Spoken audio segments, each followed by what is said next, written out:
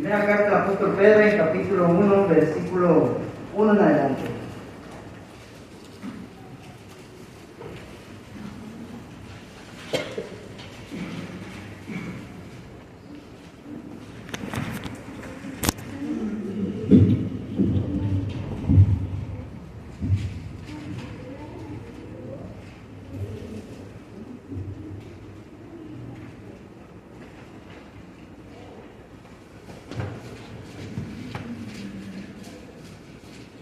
Listos, hermanos, dice la palabra de Dios de la siguiente manera.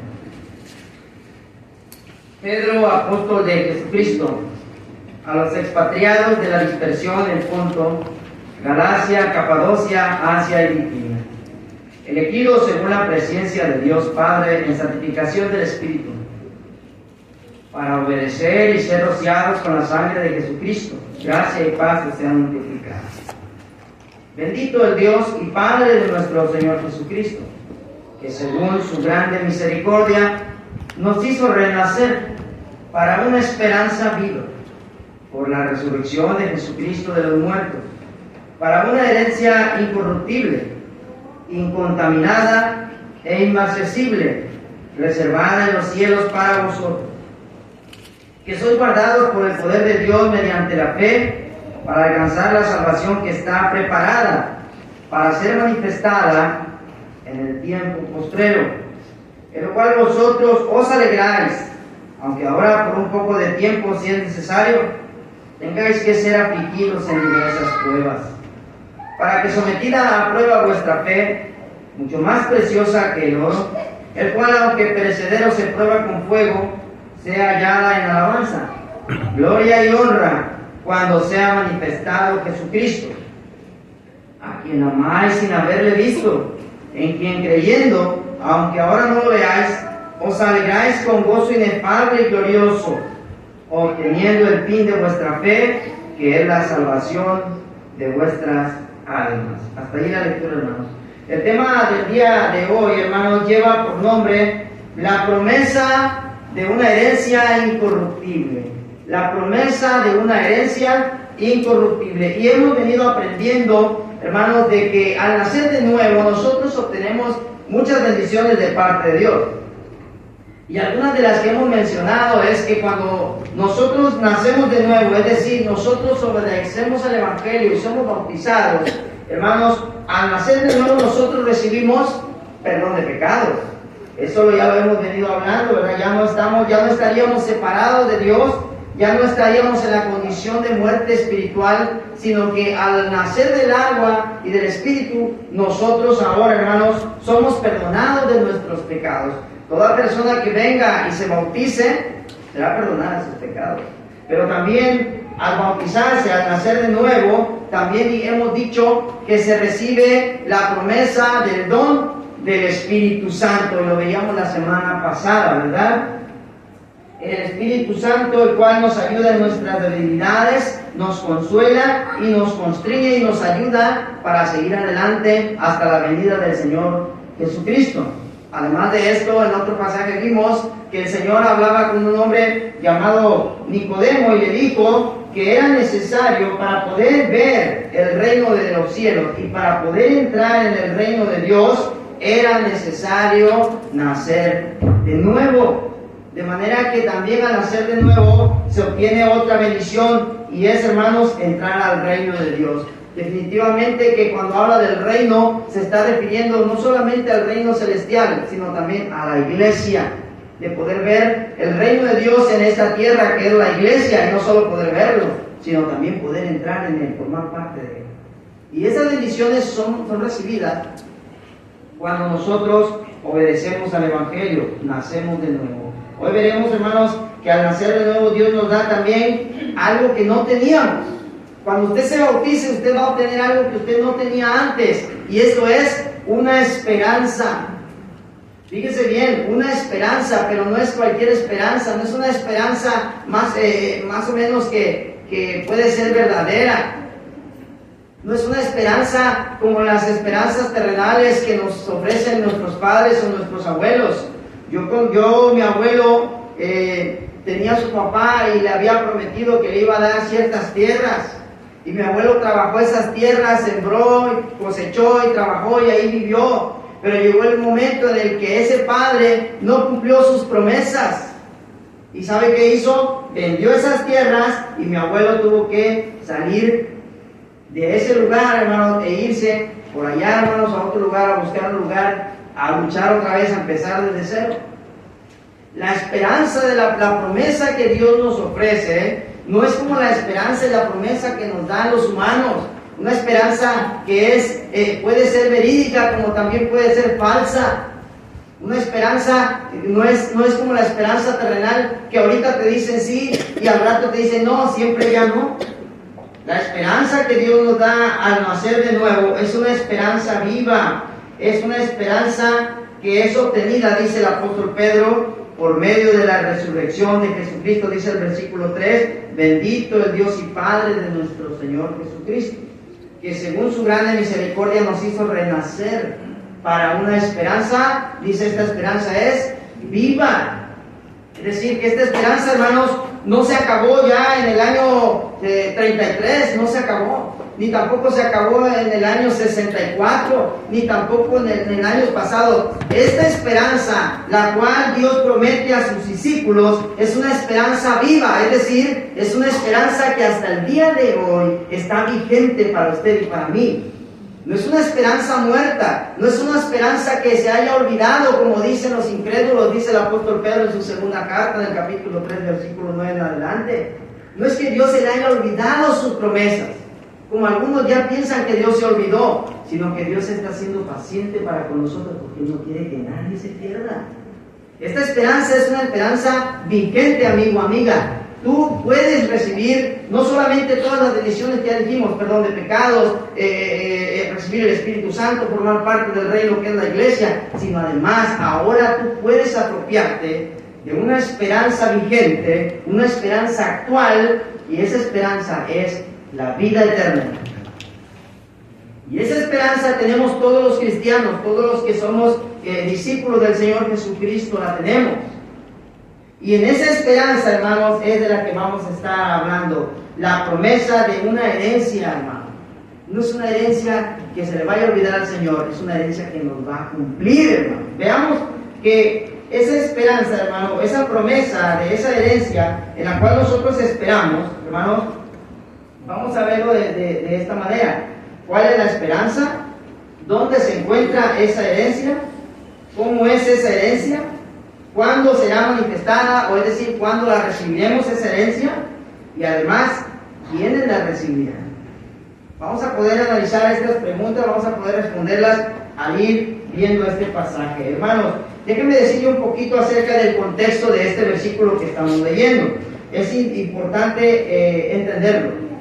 Esta carta del apóstol Pedro fue dirigida a cristianos, a hombres y mujeres como usted y como yo, pero que estaban pasando, hermanos, por momentos difíciles de persecución, estaban siendo atribulados, estaban siendo segregados. Dice allí en el capítulo 1, versículo 1 que usted leyó, ahí dice para quiénes y cuál era su condición de ellos. Dice que ellos eran expatriados de la dispersión. Fíjese, hermanos, que llegó un tiempo en la vida de los primeros cristianos que fueron perseguidos. Y fueron perseguidos de tal manera, hermanos, que los perseguían hasta la muerte. Y eran perseguidos, hermanos, de tal manera que inclusive muchos tuvieron que dejar su lugar de origen. Muchos que nacieron donde nacieron, hermanos, tuvieron que irse a otras ciudades, a otras provincias, andar en los caminos, andar en los montes, por el hecho de ser cristianos. Además de esto, hermanos, algunos de estos que eran discípulos eran gentiles, habían sido gentiles. Entonces también no solamente eran perseguidos por los romanos y el emperador Nerón, sino además también eran oprimidos y menospreciados por los judíos. Pues los judíos no querían a los gentiles muchos y decían que ellos no eran pueblo de Dios. Por eso el apóstol Pedro les escribe esta carta. Es una carta en la cual él manda este mensaje a los hermanos. Hermanos, sabemos que están siendo atribulados. Conocemos su sufrimiento, podemos ver la persecución que ustedes están pasando, pero ustedes, a pesar de todo eso que viven, a pesar de la pobreza, a pesar de la persecución, a pesar del menosprecio de los judíos, a pesar de todo ese fuego de pruebas que os ha sobrevenido, el apóstol Pedro le dice a esta iglesia, a estos hermanos, pero ustedes deben saber que ustedes tienen vigente la esperanza de la vida eterna. Ustedes deben de entender y nunca se les debe olvidar que más allá de lo que hay en esta tierra, hay algo más supremo, hay algo más hermoso, hay algo más grandioso en los cielos. Y hermanos, esto es lo que buscaba el apóstol Pedro, es un mensaje de esperanza, un mensaje de animación para la iglesia en estos lugares a las que fue escrita. Hermanos, las pruebas que ellos pasaban no era cualquier cosa, inclusive aquí nos dice algunas metáforas de cómo era esa prueba, ¿verdad? Dice aquí en el capítulo 1, versículo 6, fíjense cómo estaban ellos, dice, en lo cual vosotros os alegráis, aunque ahora por un poco de tiempo, si es necesario, tengáis que ser afligidos en diversas pruebas. El motivo de el saber que ellos tenían una herencia eterna en los cielos era motivo de alegría, hermano, para ellos. Eso los motivaba a ellos. Pero sin embargo, hermanos, al mismo tiempo que ellos tenían esta esperanza, también había algo que les lastimaba, había algo que los hacía llorar, y eran las aflicciones que ellos estaban pasando. También en otro pasaje más adelante, en otro capítulo, les dice ahí, por ejemplo, en el capítulo 4, vayan conmigo, por ejemplo, ahí en el capítulo 4, versículo 12, les dice Pedro a los hermanos, amados, no os sorprendáis del fuego de prueba que os ha sobrevenido, como si alguna cosa extraña os aconteciese. Es decir, hermanos, que las pruebas eran muy fuertes, eran como fuego. Dice también allí, versículo 14, si sois vituperados por el nombre de Cristo, sois bienaventurados, porque el glorioso Espíritu de Dios reposa sobre nosotros. Ciertamente de parte de ellos Él es blasfemado, pero por nosotros es glorificado. Versículo 16, pero si alguno padece como cristiano, no se avergüence, sino glorifique a Dios por ello. En el capítulo 3, versículo 14 dice, mas también, si alguna cosa padecéis por causa de la justicia, bienaventurados sois. Por tanto, no os amedrentéis por temor de ellos, ni os conturbéis, sino santificad a Dios el Señor en vuestros corazones, y estad siempre preparados para presentar defensa con mansedumbre y reverencia ante todo el que os demande razón de la esperanza que hay en vosotros. No solamente eran perseguidos por Roma, sino también muchos cuestionaban si ellos realmente eran merecedores de la salvación. Además de estas pruebas que ellos vivían, dice ahí en el capítulo que leímos, capítulo 1, versículo 7, dice, para que sometida a prueba vuestra fe, mucho más preciosa que el oro, el cual, aunque perecedero se prueba con fuego, sea hallada en alabanza, gloria y honra cuando sea manifestado Jesucristo. Hermanos, las pruebas que ellos estaban pasando eran pruebas difíciles. Ahora nosotros, hermanos, el pueblo de Dios del presente, realmente ya no estamos padeciendo como ellos padecían. Nosotros ya no somos perseguidos por el gobierno, hermanos. Nosotros no estamos siendo arrastrados de los cabellos y ya no nos sacan de nuestras casas, arrastras y llevarnos a la cárcel por ser cristianos. A nosotros, hermanos, ya no nos azotan como a los cristianos los azotaban. A nosotros ya no nos impiden privilegios en cuanto al trabajo allá afuera. Todos nosotros tenemos trabajo, tenemos comida, tenemos vestido y tenemos derecho a un hogar. Todos tenemos las facilidades. Bendito sea Dios. Pero ellos, hermanos, estaban siendo realmente atribulados. Tenían muchas pruebas. En todas las cosas eran perseguidos y en todas las cosas eran atribulados. Pero sin embargo, esa fe que ellos tenían, dice que estaba siendo probada así como se prueba el oro. Cuando el oro se encuentra en las minas, ese oro viene un poco contaminado, trae impurezas, trae otros metales, trae rocas, trae de todos los contaminantes e impurezas de la tierra. Para que ese oro sea puro, tiene que ser puesto en el fuego.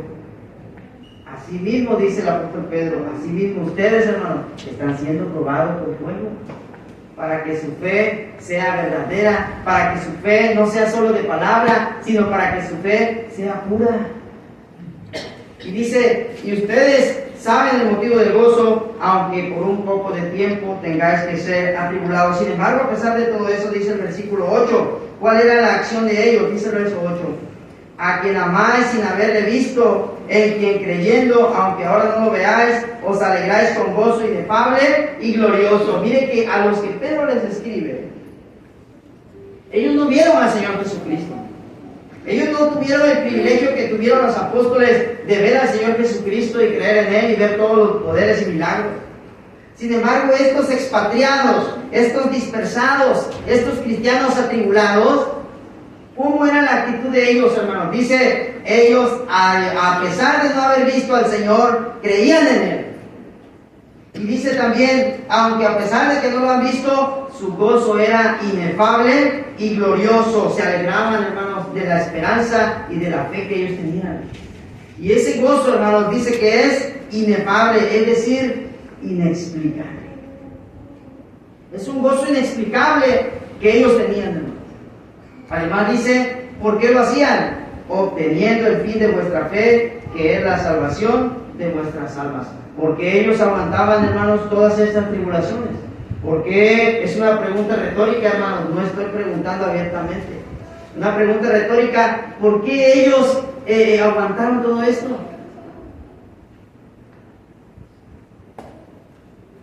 Porque sabían lo que les esperaba si ellos se mantenían fieles.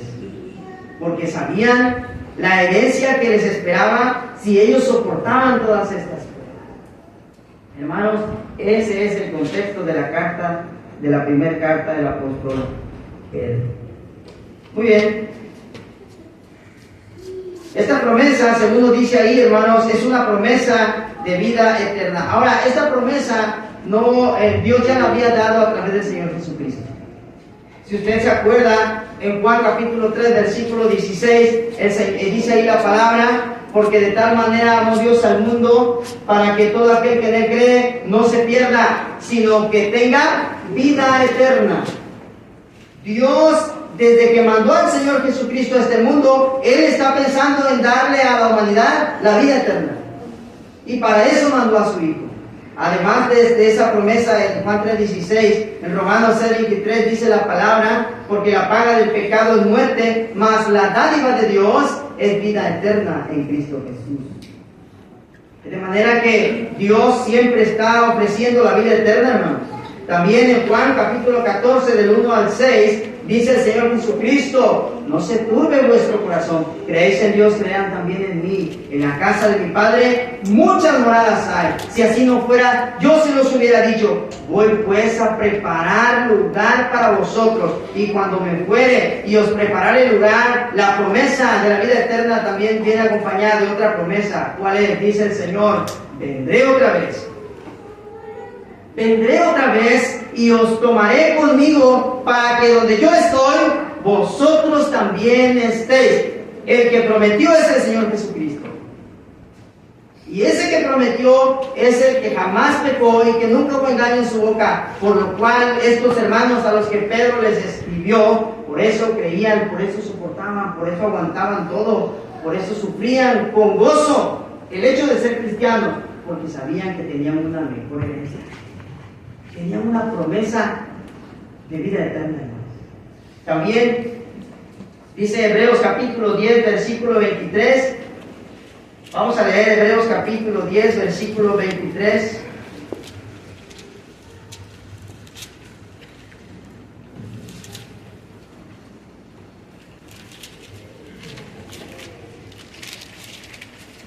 Dice, mantengamos firme sin fluctuar la profesión de nuestra esperanza, porque fiel es el que prometió. Una de las cosas que nos motivan a nosotros a mantenernos firmes y que mantenían a los hebreos en su firmeza de fe era la promesa del Señor, la promesa de su venida, la promesa de la vida eterna. Y algo que me llama la atención mucho es como lo dice, fiel es el que lo prometió. No lo prometió cualquier persona, hermano. Amigo, la vida eterna la promete el Señor Jesucristo. Por eso mismo también el escritor a los Hebreos les exhorta, dice, ¿verdad? En el capítulo 10 y en el versículo 32 les dice: pero traigan a la memoria los días pasados, en los cuales después de haber sido iluminados, sostuviste gran combate de padecimientos. Por una parte, ciertamente con vituperios y tribulaciones fuiste hecho espectáculo, y por otra llegaste a ser compañeros de los que estaban en una situación semejante, porque de los presos también os compadecisteis, y el despojo de vuestros bienes sufriste con gozo, sabiendo que tenéis en vosotros una mejor y perdurable herencia en los cielos. No perdáis pues vuestra confianza, que tiene grande galardón, porque os es necesaria la paciencia, para que, habiendo hecho la voluntad de Dios, obtengáis la promesa. Porque aún un poquito, y el que ha de venir vendrá y no tardará, mas el justo vivirá por fe, y si retrocediere no agradará mi alma. Pero nosotros no somos de los que retroceden para perdición, sino de los que tienen fe para preservación del alma. Vea que tanto a los que Pedro les escribe como a los que aquí les escribe a los hebreos, el escritor, el autor, vemos que todos ellos tenían algo en común, y era la persecución, eran las cárceles, eran los sufrimientos por ser cristianos, pero todo ellos lo soportaban, hermanos y amigos, porque sabían que tenían una mejor y perdurable herencia en los cielos. ¿Cómo es esta herencia que Dios promete para ti, amigo, amiga? Dice también el apóstol Pedro, en la segunda de Pedro, capítulo 3, versículo 13: pero nosotros esperamos, según sus promesas, cielo nuevo y tierra nueva, en los cuales mora la justicia. Muy bien, ¿dónde se encuentra, hermanos? ¿Dónde se encuentra, amigos, esta herencia? Está en los cielos. Vamos para allá otra vez a 1 de Pedro, capítulo 1. Dice ahí, versículo 4: para una herencia incorruptible, incontaminada e inmarcesible, reservada en los cielos para vosotros. Hermanos, por eso nosotros tenemos que tener firme nuestra fe, para que no seamos engañados como mucha gente está siendo engañada. Hay falsas doctrinas que enseñan que ¿dónde se va a quedar la humanidad? En la tierra. Hay doctrinas falsas que están enseñando a la gente, hermanos, que va a llegar un día en el que el Señor, nuestro Dios, va a renovar, va a restaurar la tierra, y que aquí vamos a vivir. Sin embargo, hermanos, en todos los pasajes que hemos venido viendo, ¿dónde se nos dice que está esa herencia, hermanos? En los cielos. En el cielo. Por eso nosotros creemos que iremos al cielo, no que nos quedaremos aquí en la tierra. Dice así también en otro pasaje, ¿verdad?, que nuestra herencia está en los cielos, y lo dice en Filipenses capítulo 3, versículo 20, dice: mas nuestra ciudadanía está en los cielos, de donde también esperamos al Salvador, al Señor Jesucristo. Nuestra ciudadanía, es decir, el lugar donde nosotros vamos a formar parte, realmente vamos a ser ciudadanos, es en el cielo. Muy bien, esta herencia dice que está reservada en los cielos, según 1 Pedro 1:4. Y cuando dice reservada, imagínese usted, hermanos, imagínate, hermano Richard, cuando tú vas a un restaurante con tu esposa y llegas a un restaurante y dices: oiga, pues habrá alguna mesa disponible, y tú ves que hay una mesa disponible que está vacía, y tú dices: pues me voy a sentar ahí, pero sorpresa, llega el mesero, o llega el gerente, o llega alguien del restaurante y te dice: lo siento, amigo, esa mesa ya está reservada. Así es la herencia que está en los cielos, hermanos, ya está reservada. Es decir, que esa herencia está esperando por nosotros. Esa herencia está esperando por nosotros. Está esperando por usted y está esperando por mí. Ay de nosotros si nosotros nos descuidamos y descuidamos esa herencia. Ay de nosotros si nosotros nos vamos al mundo y perdemos esa herencia. Pero esa herencia ya está esperándonos, hermano. Amigo, ¿quieres tú también que se te aparte un lugar, que se te reserve un lugar en el cielo? Tienes que nacer de nuevo. para que no solo puedas ver, sino también puedas entrar en el reino de los cielos. Muy bien, está esperando por nosotros, hermanos, amigos. También, hermanos, podemos mencionar otros asuntos acerca de esto. ¿Cómo es esta herencia? Según nos dice aquí, ¿cómo es esa herencia? Dice que es una herencia incorruptible. La palabra incorruptible aquí, hermanos, en el griego es absartos. Y esa palabra significa que es inmortal. Incorruptible, está diciendo el Señor que la herencia que está en los cielos, reservada para usted y para mí, es una herencia que no tiene caducidad, que no tiene un límite de tiempo, es para siempre, hermanos. Es inmortal, es eterna. Además de que es incorruptible, es eterna, la herencia que está en los cielos, dice, es incontaminada. La palabra usada aquí en el griego es amiantos, y significa que es puro, sin pecado, sin mancha. Por eso también, hermanos, el Señor dice que Él dio la vida por su iglesia para presentársela a sí mismo, una iglesia que no tuviese mancha, ni arruga, ni cosa semejante. Por eso el apóstol Pedro les dice, entendiendo esto, les dice allí, después les dice en el capítulo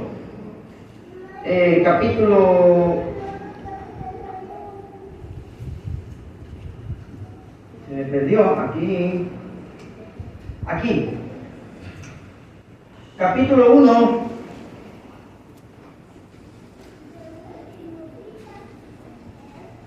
versículo 13. Por tanto, ceñid los lomos de vuestro entendimiento, sed sobrios y esperad por completo en la gracia que se os traerá cuando Jesucristo sea manifestado. Como hijos obedientes, no os conforméis a los deseos que antes tenías, estando en vuestra ignorancia, sino como aquel que os llamó es santo, sed también vosotros santos en toda vuestra manera de vivir, porque escrito está, sed santos, porque yo soy santo. En aquella herencia celestial no entrará nadie que no sea santo. En aquella herencia celestial no entrará nada que lleve manchas. En aquella herencia eterna no entrará nada que esté un poquito manchadito de pecado. En aquella herencia dice que es una herencia incorruptible, pura, sin pecado, sin mancha. Queremos llegar a esa herencia, queremos obtenerla, ya está reservada para nosotros. Mantengámonos, dice el apóstol Pedro, a pesar de los padecimientos, mantengámonos santos como el Señor.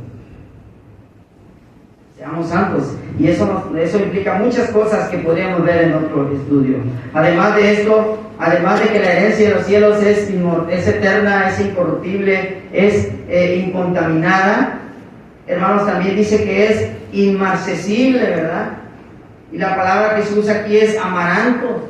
Y la palabra amaranto significa, que es perpetua y que no desaparecerá. Qué bonito, hermanos, qué bonita herencia. No es como la herencia terrenal. Hermanos, voy a hacer un análisis de nuestras vidas del tiempo actual. ¿Por qué estamos luchando nosotros? ¿Por qué estamos trabajando tanto, hermanos? ¿Por qué estamos desvelándonos y ya no estamos durmiendo las horas que quizá deberíamos dormir? ¿Por qué estamos yéndonos a las 6 y regresando a las 12? ¿O por qué estamos trabajando lunes a viernes, sábado y algunos hasta el domingo? ¿Por qué estamos trabajando, hermano? Por cosas terrenales. Por cosas que se van a echar a perder. Muchos estamos trabajando porque queremos construir una casa más grande. Y porque queremos construir una casa más grande, estamos dejando las cosas más importantes. Estamos descuidando a la esposa, estamos descuidando a los hijos. Muchos están yendo de sus hogares para poder lograr esas cosas terrenales. Pero el apóstol Pedro también les dice ahí a los hermanos, miren lo que dice en el capítulo 1, versículo 24. Porque toda carne es como hierba, y toda la gloria del hombre como la flor de la hierba. La hierba se seca y la flor se cae, mas la palabra del Señor permanece para siempre. ¿Qué pasará con todas esas cosas terrenales por las cuales estamos afanando tanto, hermano? Cuando nosotros ya no estemos, cuando nosotros muramos, también esas cosas se desvanecen. Dice que nuestra vida en esta tierra es como la hierba, hermanos. Que ahorita nace, pero en un día más tardar, es más, para la tarde, cuando salga el sol, ¿qué pasa? Esa hierba ya se secó. Así es nuestra vida en esta tierra, hermano. Es momentánea, es temporal, es pasajera. Y la flor de la hierba, es decir, la gloria que nosotros tanto buscamos en esta tierra, esas cosas terrenales, ese carro, ese coche, esa casa, esos terrenos, esas joyas, esos vestidos, todo lo material, todo lo terrenal, hermanos, aunque es bueno, no estamos predicando que usted sea un pobretón, no, eso no estamos predicando, pero ¿a qué le está dando usted más prioridad? Todas esas cosas, cuando la hierba se seca, la flor también se cae. Y así pasa en la tierra, hermano. Por lo que usted trabajó, otro lo va a disfrutar otra persona. Hemos visto, ustedes saben, muchos de ustedes son mayores que yo, hemos visto cómo a veces padres y madres trabajan tanto durante tantos años y cuando esos padres ya no están, ¿saben qué hacen los hijos? No lo ven. Porque son herencias terrenales, pasajeras, porque no tienen importancia. Y estos cristianos a los que Pedro les escribe, hermano, ellos estaban batallando, ¿no? Realmente. Estaban batallando, es indescriptible, no podríamos ver qué tanto estaban sufriendo, pero era mucho sufrimiento, persecución, como ya lo dije.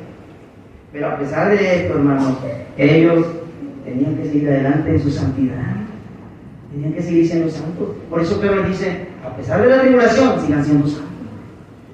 A pesar de la tribulación, también les va a enseñar otra cosa. Mire lo que dice en el capítulo 2, versículo 9. Mas vosotros sois linaje escogido, real sacerdocio, nación santa, pueblo adquirido por Dios, para que anuncien las virtudes de aquel que os llamó de las tinieblas a su luz admirable.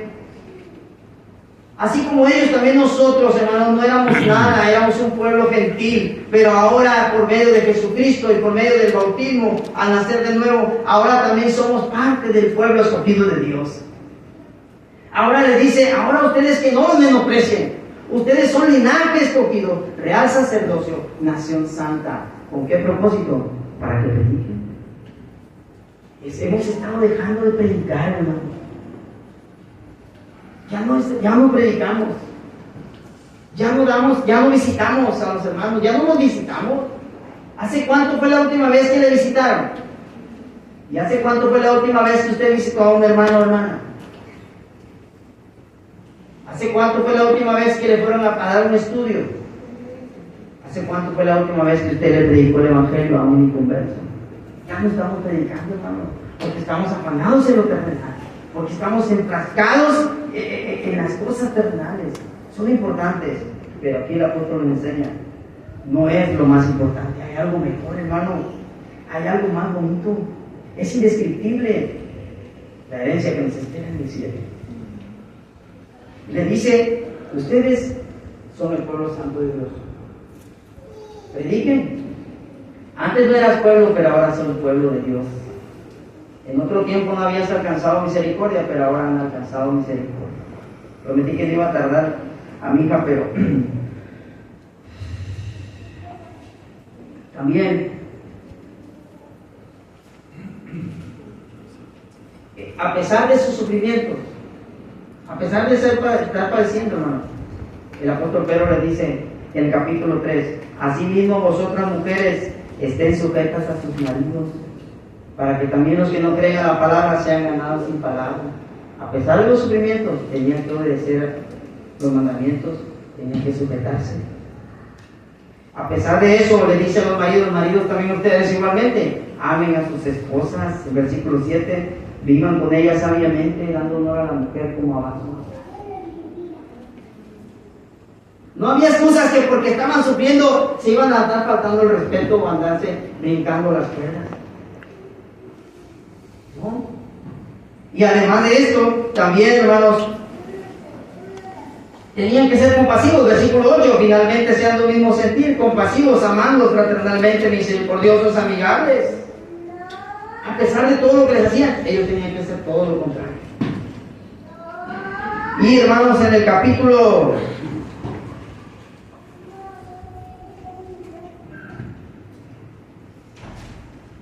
5,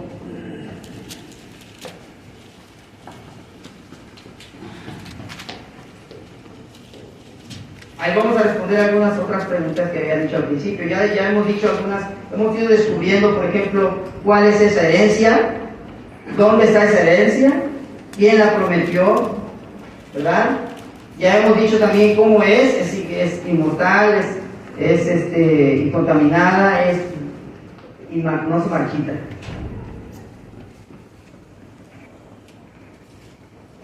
¿Quiénes la recibirán? Por último, ¿quiénes recibirán esta herencia? Dile lo que dice el capítulo 5, versículo 1 en adelante, de Primera de Pedro. Ruego a los ancianos que están entre vosotros, yo anciano también con ellos, y testigo de los padecimientos de Cristo, que soy también participante de la gloria que será revelada. Apacentad la grey de Dios, que está entre vosotros, cuidando de ella, no por fuerza, sino voluntariamente, no por ganancia deshonesta, sino con ánimo pronto, no como teniendo señorío sobre los que están en vuestro cuidado, sino siendo ejemplos de la grey. Y cuando aparezca el príncipe de los pastores, vosotros recibiréis la corona incorruptible de gloria. ¿Quiénes recibirán la corona incorruptible de gloria, la herencia eterna de los cielos? Los que se preocupan por la iglesia, los que cuidan de la iglesia, los que exhortan a la iglesia, los que animan a la iglesia, los pastores, los ancianos. Aquí no hemos dicho quiénes van a ser nuestros ancianos por nombre, ¿verdad? Ya así como el orden bíblico, pero hay quienes desempeñan esa labor. Y si usted y yo queremos recibir esa corona también, tenemos que hacer lo mismo.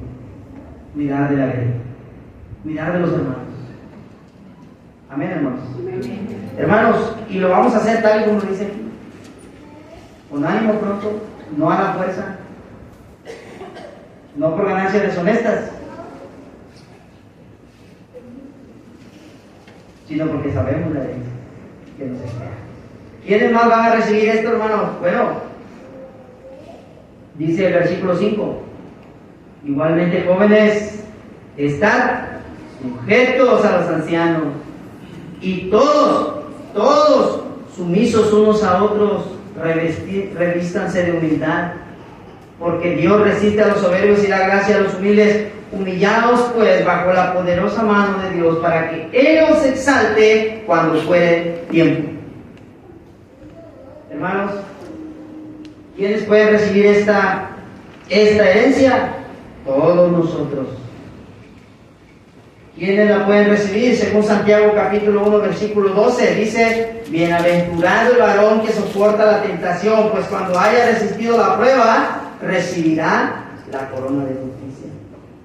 También en Apocalipsis capítulo 2 versículo 10 el escritor le dice: no temas en nada lo que vas a padecer. He aquí que el diablo dice, ¿cómo dice?